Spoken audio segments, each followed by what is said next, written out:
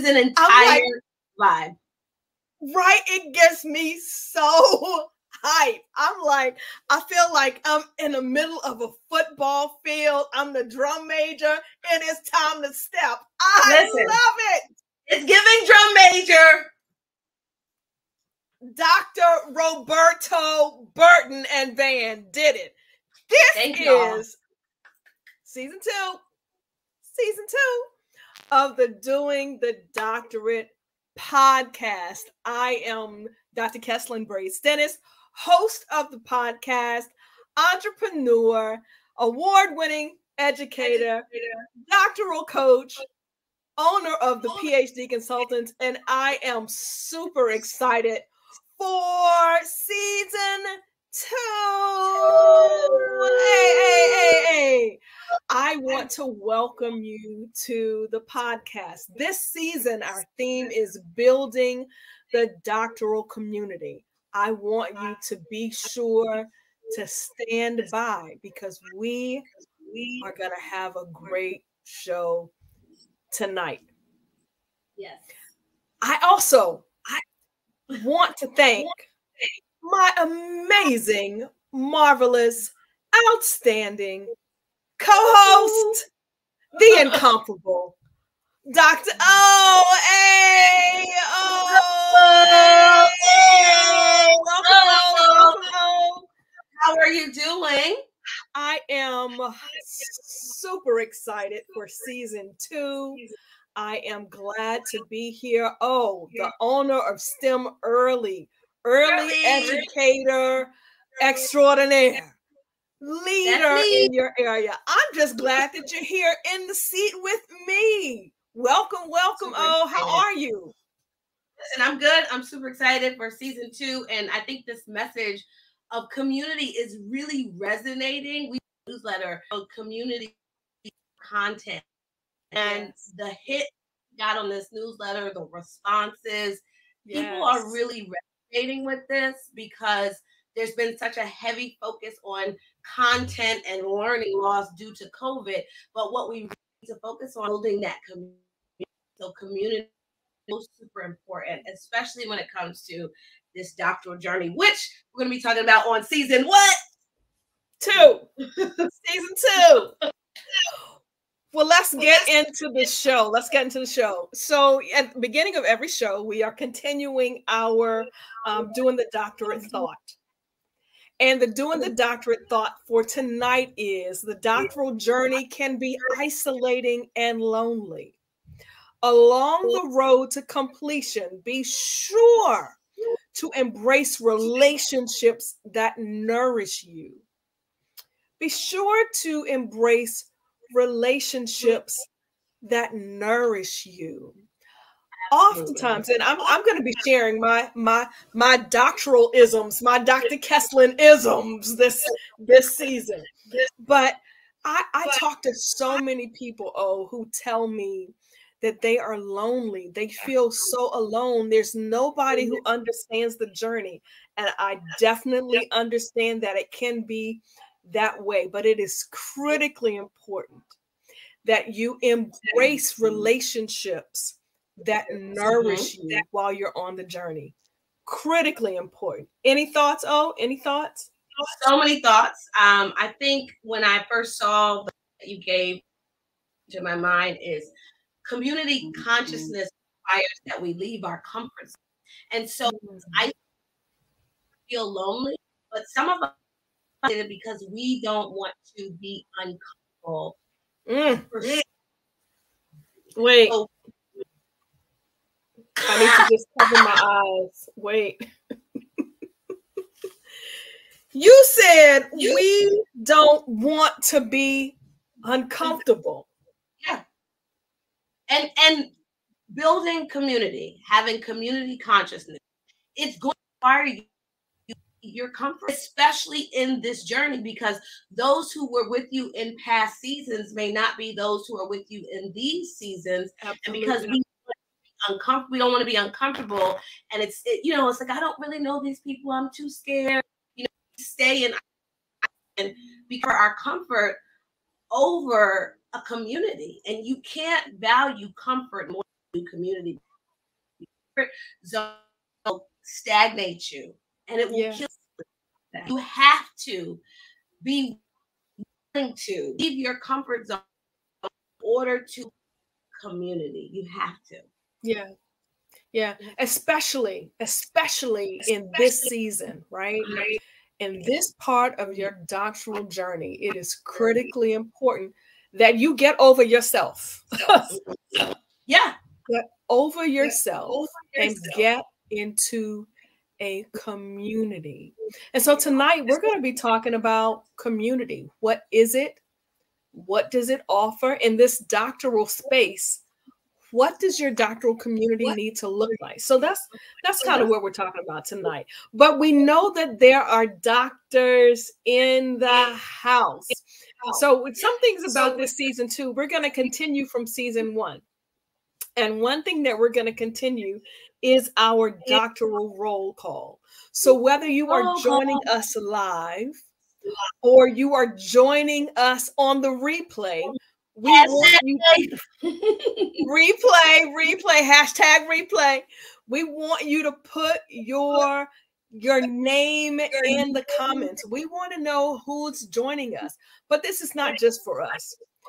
I know that other people watch this podcast, watch this show, go on YouTube and follow us. By the way, did I say follow us, like, share, all of that good stuff at Dr. Kesslin? We want you to follow, like, share, love.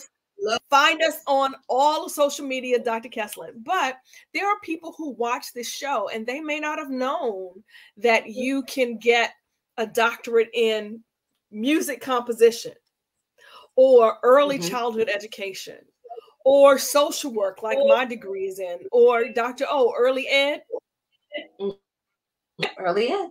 So we want you to put your name in the chat. And if you are pursuing a doctoral degree, put that in the chat as well and tell us what school you are attending. Thank you, Vanita, for being here. Hey, Vanita, thank you so much for being here. So we want you to put it in the chat because we want to shout you out, right? We want to shout you out. So the other thing that we're going to keep doing is that we will have nominations for our doctor on duty. Yes. There are people who we want to shout out. So if you have a nomination for a person who's a doctoral person doing great work, make sure that you send us an email. Send me an email at Dr. Kesslin at the PhD Consultants, and we'll ask you some more information, but we want to shout you out. So, what's happening? How are you? It's been a week. What did you do this week? I did so much this week, but I did want to give a shout out to Dr. Kat, and I hope I'm saying it correctly. I'm going to email you because I'm going to nominate her. She in science. Yes. Like, so the fact that you can get a PhD in just about anything, and we want to this show and shout these people out so that the world can see, because if you can see it, you can what? You can be it. But this week has been a whirlwind. I had a lot of conferences attending. Saturday, I did this network conference. Saturday, I'll be doing the early ed conference. And the thing we've been talking about is building community. Community before content. And so really been resonating. So I'm excited to exactly your thoughts on what a community is. How do we build a community? Because this message is not simply for people in the doctoral journey. It's for everyone, because community. World changers do what? They build a community, and there's a process to community and it without focus, intention. And so I'm very excited to hear what you have to say tonight, because I'll be what? Taking notes. Y'all know note takers are what? Note takers are history makers, right? I love it. I love it. I love when you pull out your pen and you're like, I'm writing it down. I'm writing it down. I'm writing it down. So listen, tonight we are talking about community. I hear an echo. I don't know if it's me. No, you don't hear an echo? Okay, good. Awesome. Well, All right. Vanita says she's pursuing her doctorate at Antioch College. Yay, yay, yay. Awesome, awesome. I'm excited. I'm excited. Thank you, Vanita. Thank you so much. I want to talk about in my doctor on duty, doctor's orders. I want to talk about community. Like, we're going to start this conversation with community. What is a doctoral community? Yes, I took notes as well. A doctoral community is a supportive, collaborative network. That is such an important word. Network of individuals who are pursuing the doctorate, or they have pursued the doctorate, and they are experts who can feed into you along your doctoral journey, right? Doctoral folk who are experts, or they are pursuing the doctorate, and they can feed into you while you're on your doctoral journey. The reality is that unless you've been down this road, you just don't understand it. And family members love you. My family loved me. But there were times when I had to say, no, I can't come to family reunion. True story. We had our family reunion the year I was finishing up. We had our reunion in Vegas. And my family wanted to know, like, why. I did go, but I couldn't hang out. Why? Because I was writing in my room. I had work to do. And unless you've been on the journey, they love you, but they don't understand. I won't say lost. My friendships changed when I was on my doctoral journey, because my friends couldn't understand the depth of brain energy that was required. Like, I couldn't be available in the same ways that I was available before.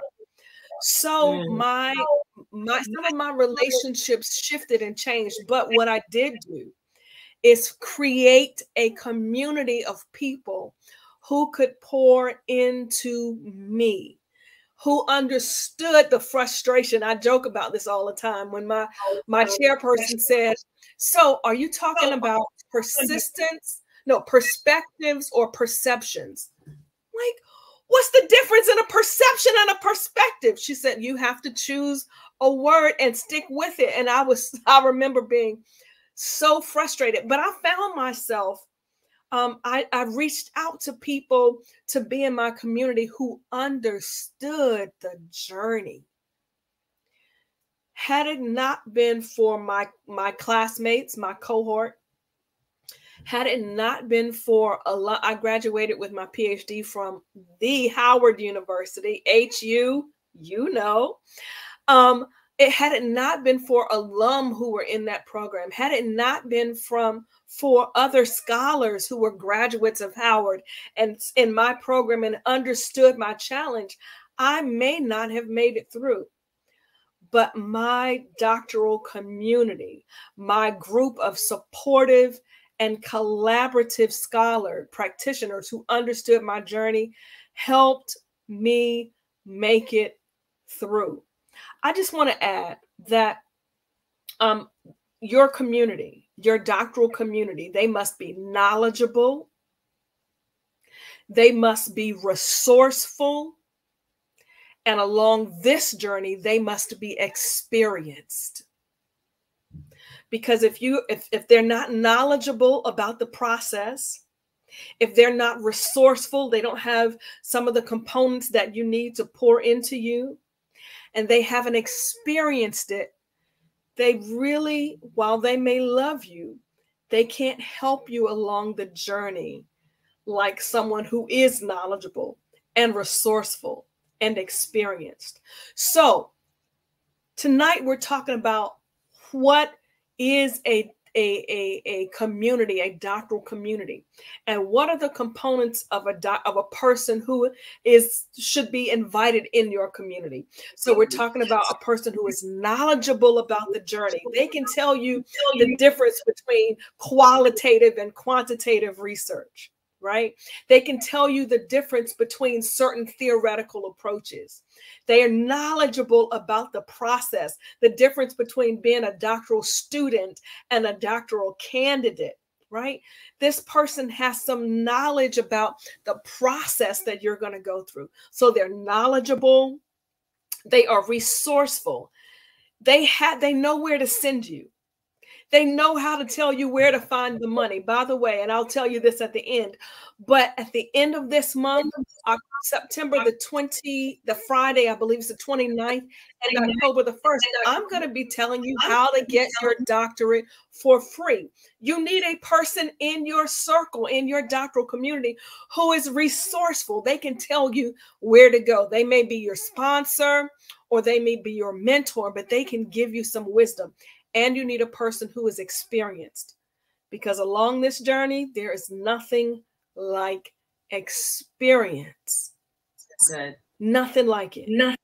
So that's kind of the info for tonight. Over the next few weeks, we're going to be talking about how a doctoral coach needs to be in your community. You need a doctoral coach, and a doctoral coach is different from a dissertation coach. Share. Say that one more time for the people in the back. A doctoral coach is different from a dissertation coach. A dissertation coach. Okay, so let me just go ahead. This might not even make break it down. Just break it down. A dissertation coach is someone who only helps you through the dissertation. My estimation, I call myself a doctoral coach because a doctoral coach is different. A doctoral coach is a person in your network who is with you from beginning to the end. They help you strategize from the beginning, so you're not spending 12 years like and 7 years like me. A doctoral coach is someone who helps you strategize, someone who helps you think through how you can use your assignments in each and every course to work toward your dissertation. I have a client right now. I literally need to call her back after I get off this live. But I've been helping her since she got admitted into her doc program. In fact, I remember having early conversations about helping her decide which program she should actually accept an invitation to and why. I've helped her understand and conceptualize how her class assignments can help her toward her dissertation. So now she's at the place of writing her dissertation. And I've said to her, listen, you already did that. Didn't you do that in this class when you developed your theoretical framework? Didn't you think through your problem statement in this particular class? Like, I think you were in year 1, semester 2. She's like, I did. So just yesterday, last night, she called to say, you remember how you told me I had done this assignment? I don't want you to say you're right, but you were right. She was like, all I had to do was look back at my assignment from year 1, semester 2, and it was right there. I was like, that's what a doctoral coach will do, along with helping you through your dissertation. And I can tell you, I have been a doctoral coach for folk who have finished their degrees. 2 clients finished in 2.5 years. Many have finished in 3 years because I've coached them along the way. Different from a dissertation. By the time you get to your dissertation, if you've done the work early enough, your dissertation, at least conceptually, is pretty much written. Your lit review is pretty much written. So you need a doctoral coach. You might need a dissertation coach if you are at that place, but you really should have had a doctoral coach, because a doctoral coach is all encompassing from beginning through dissertation in the end, and sometimes beyond. So doctoral community should include folk who are knowledgeable, resourceful, and have some experience. Make sure you have a doctoral coach as a part of your doctoral committee. Oh, I have talked more than I anticipated tonight. Talk to me. What are your thoughts? Thoughts. I I have lots of notes. The first, so the community, understanding the culture, and your community understands the culture, meaning the people in your community must be not resourceful and experienced. So in the culture, so they can understand when you say, I can't come tonight. They can understand when you say, I'll be writing tonight. They understand the culture. And I think that Yes. really, that really resonated with me tonight. And I think the thing that we're not really taught as we go into our doctoral pursuits is that a doctoral coach and chair are two different things. And a coach Yes. from concept to completion. So the sooner you can get in that community, find a coach, they can help you even to understand, you know what, this university, although they're offering this, this, and this, is not going to be a good fit for you, right? Oftentimes we think that we just have to wait till we get to the dissertation process to get that dissertation chair and that dissertation coach. But I'm gonna tell you, when you said if you've been coached, by the time you get to the dissertation process, you've already done the work. Yes. Say this, but these are not this to students. I promise you, when I started, my father-in-law, who got his PhD from UMass, he said, every paper you write in this journey should be a reflection of what you want to write your dissertation. When I started, well, I have this idea. I went to one of the teachers who shall remain nameless. I have this idea of what I want to do for my dissertation. Like, you just start. Don't worry about it. You get to come. Ended up being 2 years later because I felt like I just all this journey to complete. The coach would have helped me do that. Designed to shrink time, just there to provide wisdom. So not build a without a coach, and you don't want a coach that doesn't understand the culture. You said a lot, but we needed it all. We needed it all. I'm glad. I'm glad. Yeah, that's a part of your doctoral community. You need a doctoral community. So, listen, there are opportunities for you. Let's talk about what we're doing. Let me just say that there are opportunities for you to be in a community. I have a community that I meet with every Monday night at 7 p.m. I have a doctoral community, and we talk through the process. Sometimes it's accountability. Every time it's accountability. But sometimes it's teaching something. Sometimes I invite doctors in to give information because sometimes you need information, but sometimes you need inspiration. And so I try to have both of them in my community. I also have a group, a private group, and a public group on Facebook. Why? Because you need a community. I also contribute to other communities. Why? Because you need a community. You need information and inspiration. They are both critically important for your doctoral journey. So that's it for tonight. Tonight we talked about, what is a doctoral community and what do you need to look for folk to be in your doctoral community. So those are the doctor's orders for tonight. Those are the doctor's orders. Make sure you get a community. That's right. Thank you, Vanita. So Vanita, message me on Facebook or IG, send me a DM or email me. Actually, the best way to find me is to go to drkesslin.com. I give free complimentary strategic planning sessions. So go to drkesslin.com/schedule and schedule a 30-minute conversation with me, and I can tell you more about those communities. All right. That's the best way. Thanks for that question. Thanks for that question. So listen, in the weeks to come, we're going to be talking about how doctoral communities can add to your intellectual growth and research and emotional support. We're going to be talking about networking in your doctoral community. Oh, I can't wait. Oh, I can't wait. It's going to be a good season. It's going to be a great season 2.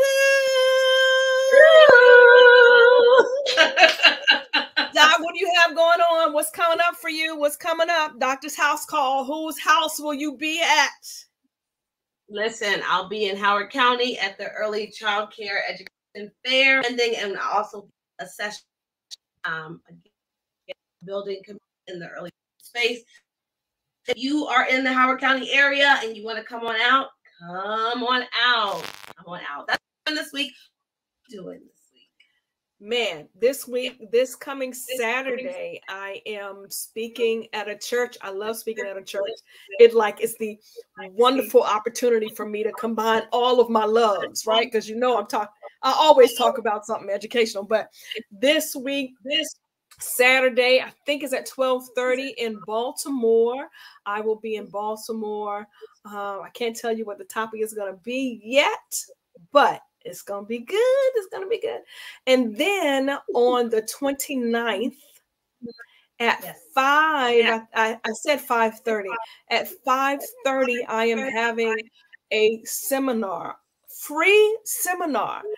I am so committed to folk getting their doctoral education, getting their doctoral degrees, that I hold free seminars. Who does that? Because it's not just about, it's not about making money for me, but free seminar, how to getting your doctoral degree for free. Getting your doctoral degree for free. Free, F-R-E-E, free. Yes, you can get it for free. That information is going to be posted on my Facebook page, my Instagram. It's going to be on all my social media. So have a look out for that. And it's also going to be at the my website. And you can always send me an email. I'll be sure to get it. All right. Dr. Kesslin at the PhD Consultants. So it's going to be a busy day. And I might even have a replay, another session on next Sunday, October 1st. A lot of people said, I can't make it on Friday. So I'll do it again. I'll do it again. I believe in doctoral education, and I don't think you have to pay for it. So there we go. Whew. That's going to be my week. What a busy week, right? What a busy week. Well, we thank you all. Guess what? This may be the first show that we are ending on time. 8:30. Miracles do happen. All right, everybody. We got to roll out tonight. We have things to do. It has been a privilege for us to be with you. We always end with this same thing. I say it all the time. I need you to remember that the doctoral degree, it's not merely a degree of intelligence. It is a degree of persistence, and we are here to help you persist. Have a good night, everybody. Love you, Mom and Dad. Talk to y'all soon. Bye-bye. Bye, y'all.